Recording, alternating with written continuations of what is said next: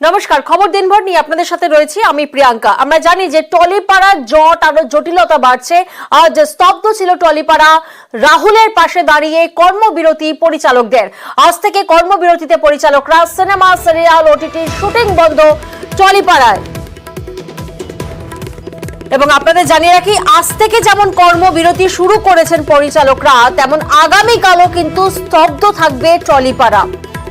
প্রতিনিধি মানুষ এই মুহূর্তে আমাদের সঙ্গে রয়েছেন। মানুষ, দফায় দফায় বৈঠক হচ্ছে, কিন্তু সেই বৈঠক থেকে কোনো সমাধান সূত্র কেন বেরোচ্ছে না?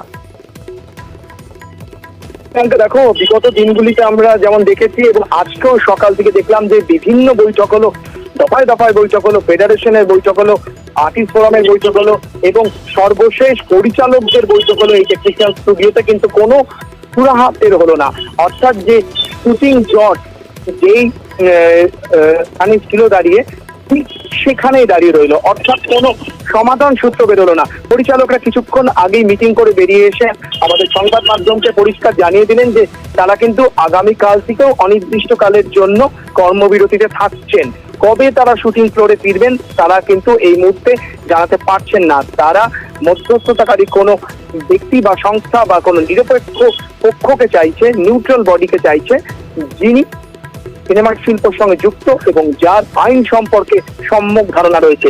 এরকম কোন তৃতীয় পক্ষ মাঝখানে মধ্যস্থতাকারী হিসেবে থাকলেই কিন্তু তারা আলোচনায় বসবেন ফেডারেশনের সঙ্গে এবং যিনি নিরপেক্ষভাবে বিচার করবে এবং রায় দেবে, তারপরে কিন্তু তারা সিদ্ধান্ত নেবে শুটিং ফিরবে কিনা। সুতরাং এখনো বলা যেতে পারে যে শুটিং নিয়ে যে জট ছিল বা মানুষ, আরো একটি বিষয় তোমার থেকে জানার চেষ্টা করবো, সেক্ষেত্রে কি সিনেমা, সিরিয়াল, ওটিটি সবকিছুরই শুটিং বন্ধ থাকবে? একদমই। দেখো, পরিচালক যারা রয়েছেন এখানে, যারা এসেছিলেন, প্রত্যেকেই কিন্তু ডিরেক্টর গিল্ডের অন্তর্গত। তিনি সিরিয়ালের ডিরেক্টর হোক, ছবির ডিরেক্টর হোক কিংবা মেগা ধারাবাহিকের ডিরেক্টর হোক, সকলেই কিন্তু একটা ছাতার তলায়। সুতরাং সকলেই সম্মিলিতভাবে এখানে এসে মিটিং করে বা যারা আসতে পারেননি তাদের কনভে এটাই করা হয়েছে যে তারা সম্মিলিতভাবে এই কর্মবিরতিতে যাচ্ছেন। সুতরাং সিরিয়াল বলো, ওটিটি বলো কিংবা সিনেমা বলো, কোনো ফ্লোরেই কিন্তু শুটিং হবে না। শুধুমাত্র বাংলা ভাষায়, অন্যান্য ভাষার শুটিং চলতে পারে, তবে বাংলা ভাষার কোনো ফ্লোরে কিন্তু ডিরেক্টর বা পরিচালকরা যাবে না।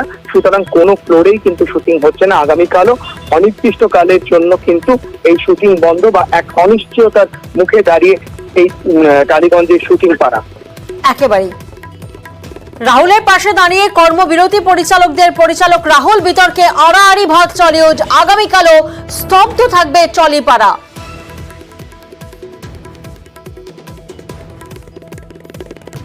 সিনিয়র পরিচালক হিসেবে আমার একটা অনুরোধ যে কাইন্ডলি কিন্তু আপনারা এই বিভেদটা করবেন না। এটা ভয়ানক। আজকে উত্তেজনা হবে, স্লোগান হবে, সবকিছু হবে, স্লোগান চলে যাবে, উত্তেজনা চলে যাবে। আমরা আবার যখন কাজ করতে শুরু করব, একসাথে যখন কাজ করব, ওই মানুষগুলো যারা আমাদের বিভিন্ন পরিচালককে নিয়ে নানান বিদ্রুপ করবেন, তারা পাশে দাঁড়িয়ে কাজ করবে। তাদের খারাপ লাগবে, আমাদের খারাপ লাগবে। মনে রাখবেন যে কথা কিন্তু থেকে যায়, সময়টা পেরিয়ে চলে যায়। যে সিচুয়েশন দাঁড়িয়েছে সেখানে দাঁড়িয়ে যতক্ষণ না এই সমস্যার সমাধান হচ্ছে ততক্ষণ অবধি আমরা এই কর্মবিরতিতে থাকছি। সেটা কালকে হতে পারে, পরশু হতে পারে, আগামী 7 দিন হতে পারে, আগামী 10 দিনে হতে পারে। আমরা মধ্যস্থতায় বসতে চাই, কিন্তু মাঝখানে একজনকে রেখে যারা টেকনিক্যালি বুঝবে, যারা ল বুঝবে, সবকিছু নিয়ে। তাই তো অনির্বাণ, এখন আমি আর ওর দুজনে মিলে বসে কিছু হবে না, কারণ এখানে অনেকগুলো ইস্যু উঠে গেছে, অনেকগুলো বিষয় রয়েছে, সেই সবকিছু নিয়ে কথা বলতে হবে। আমার মনে হয় তার জন্য একজন মধ্যস্থতা করার জন্য এবং যে বুঝবে টেকনিক্যাল লোক, তাকে নিয়ে বুঝতে হবে। এখনো অব্দি সমাধান আসেনি, কিন্তু আমি বিশ্বাস করি খুব তাড়াতাড়ি সমাধান চলে আসবে। প্রডিউসার গিল্ড বা ডিরেক্টর গিল্ড আজ থেকে স্ট্রাইকটা শুরু হলো। আমার কোথাও যেন মনে হয় এই স্ট্রাইকটা কালকেও চলবে, যতক্ষণ না এই সমাধানটা আসে।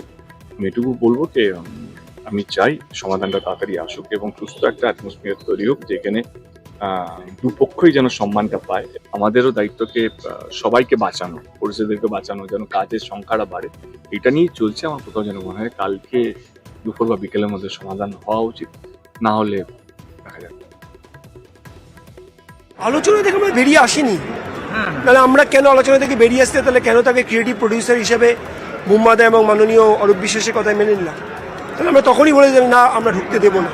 যেভাবে তারা উদ্ধত্ত দেখিয়েছেন, আমাদের টেকনিশিয়ানরা একবারও সে উদ্ধত্ত দেখিয়েছেন, আলোচনা ছাড়া কিছু হয়, তাহলে বন্ধ করে দেওয়াটা। এবং আর্টিস্ট ফোরাম এবং আমরা একে অপরের পরিপূরক। তারা কাল রাত 12টা 12:30টার সময় শুটিং অফ করার অর্ডার দিয়েছে উইথ থ্রেটনিং। কিছু মুষ্টিমেয় ওদের 3-4 জন আছেন দোস্তের মধ্যে অন্য প্রডিউসার থ্রেট করছেন। এটা কি হুলিগেন্সের জায়গা? এটা কি ইগোর জায়গা? এটা সৃষ্টিশীল জায়গা। ইগো কেন? এত লড়াইয়ের মনোভাব কেন? আলোচনার টেবিলে বসুন না, বসে মেটান না। আলোচনার মাধ্যমে দ্রুত সমস্যা সমাধানের দাবি যেমন করা হচ্ছে, তবে অন্যদিকে বড়সড় লোকসানের আশঙ্কা। কারণ সিনেমা, সিরিয়াল, ওটিটি শুটিং বন্ধ, অনিশ্চয়তার মেঘ। কারণ আমরা জানি যে দ্বিতীয় বসন্ত, শুভ বিবাহ, নিম ফুলের মধু, বিভিন্ন সিরিয়ালের কিন্তু শুটিং বন্ধ থাকছে। প্রতিনিধি মানুষ এই মুহূর্তে আমাদের সঙ্গে রয়েছেন। মানুষ, আমরা জানি যে মেগা ধারাবাহিকগুলো তো রোজ শুটিং হয়, সেক্ষেত্রে সেইগুলোও তো বন্ধ থাকছে, তাহলে বড়সড় লোকসানের একটা আশঙ্কা থেকেই যাচ্ছে। একদমই, দেখো প্রিয়াঙ্কা, সব থেকে বেশি ক্ষতিগ্রস্ত কিন্তু হচ্ছে এই মুহূর্তে মেগা ধারাবাহিকগুলো। কারণ আমরা জানি যে প্রতিদিন এপিসোড টেলিকাস্ট হয় এবং তাদের সম্প্রচার সময় মতো যদি না হতে পারে তাহলে কিন্তু অফ ইয়ার হয়ে যাওয়ার সম্ভাবনা থাকে। আমাদের এই টালিগঞ্জে বা বাংলা মেগা ধারাবাহিকের সংখ্যা যদি বলি, এই মুহূর্তে 39টি মেগা ধারাবাহিক চলছে এবং প্রতিনিয়ত কলকাতা এবং তার পার্শ্ববর্তী বিভিন্ন এলাকায় তার শুটিং হয়। এবং যেহেতু থমকে গিয়েছে সোমবার থেকে মেগা সিরিয়ালের শুটিংও, সেক্ষেত্রে কিন্তু বেশ কিছু ধারাবাহিকের এই মুহূর্তে ব্যাংকিং কিন্তু বিপদের মুখে।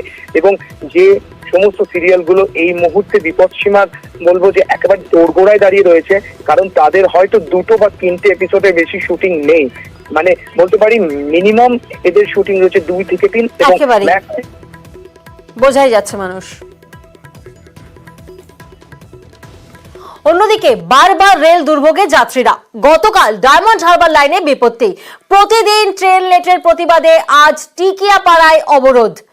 খড়গপুর লাইনেও 2 ঘন্টা বন্ধ ছিল ট্রেন চলাচল। দেখুন, দুর্ভোগের ছবি আপনাদেরকে দেখাবো। প্রথমে ছবিটা দেখাই সুভাষ গ্রাম, তারপর আমতায় আজ সন্ধ্যেবেলায় সেখানে ওভারহেডের তার ছিঁড়ে বিপত্তি। আর এরপর দুর্ভোগের আরো একটি ছবি টিকিয়াপাড়া। অর্থাৎ বারবার রেল দুর্ভোগে যাত্রীরা ক্ষোভে ফুঁসছেন। গতকাল ডায়মন্ড হারবার লাইনে যেমন বিপত্তি, তেমন প্রতিদিন ট্রেন লেটের প্রতিবাদে আজ টিকিয়াপাড়ায় অবরোধ করেন যাত্রীরা, যার জেরে খড়গপুর লাইনে 2 ঘন্টা বন্ধ ছিল ট্রেন চলাচল। আমরা জানি আজ সন্ধ্যেবেলায় আমতা লাইনে ওভারহেডের তার ছিঁড়ে বিপত্তি। ঘন্টা 2 পর ট্রেন চললেও ধীর গতিতে পরিষেবা। চূড়ান্ত হয়রানির শিকার অফিস ফেরত যাত্রীরা। আমরা কোনো অবরোধ চাইছি না, আমরা চাইছি যে ট্রেনটা টাইমে চলবে। সরকারের কাছে হাত জোর করে অনুরোধ। আর আমাদের বাড়ি ফিরতে কত কষ্ট হয়, রাত্রিরে গ্যারেজ বন্ধ হয়ে যায়, পায়ে হেঁটে বাড়ি যাই কুত্তা তাড়া করে, বাড়িতে লেটে যাই বলে বউ সন্দেহ করে। প্রতিদিনই 2.5 ঘন্টার উপরে ট্রেন লেট, মানে যেটা 1 ঘন্টা লাগতো সেটা 2.5 ঘন্টা লাগে, 2.5 ঘন্টা লাগে। মানে একদিনের না, দুদিন সেই থেকেই পুরো বিক্ষোভ শুরু হয়ে গেছে। টিকিয়াপাড়ায় অবরোধ করেন যাত্রীরা এবং যার জেরে হাওড়া স্টেশনেও কিন্তু অফিস ফেরত সময় যাত্রীদের চরম দুর্ভোগের ছবি সামনে ধরা পড়ে। বারবার রেল দুর্ভোগে যাত্রীরা। গতকালের পর আজও যখন এভাবেই আমতা লাইনে, খড়গপুর লাইনে 2 ঘন্টা বন্ধ ছিল ট্রেন চলাচল, তারপরেই কিন্তু প্রতিবাদে ফেটে পড়েন যাত্রীরা। আজ টিকিয়াপাড়ায় অবরোধ করা হয় এবং তার রেশ কিন্তু হাওড়া স্টেশনে সেই ছবিতে দেখা যায়। যাত্রীরা তারা অপেক্ষা করতে থাকেন ট্রেনের জন্য।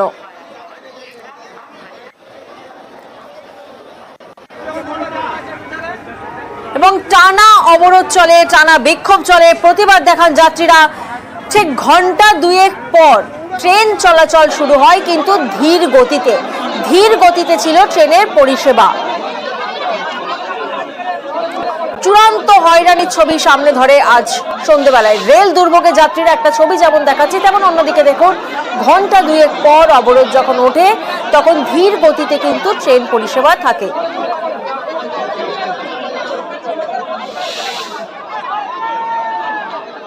এনাদের সঙ্গে কথা বলা হয়েছে, এনার যেটা প্রবলেম ছিল সেটা সলভ করে দেবেন। রেলের যারা ছিলেন লিখিত কিছু দেননি, ওনারা মুখেই বলেছেন যে এটা ওনাদের যেটা প্রবলেম ছিল সেটা মুখে বলেছেন, সেটা রিয়াল প্রবলেম ওনারা কিছু ইলিগাল বলছেন না।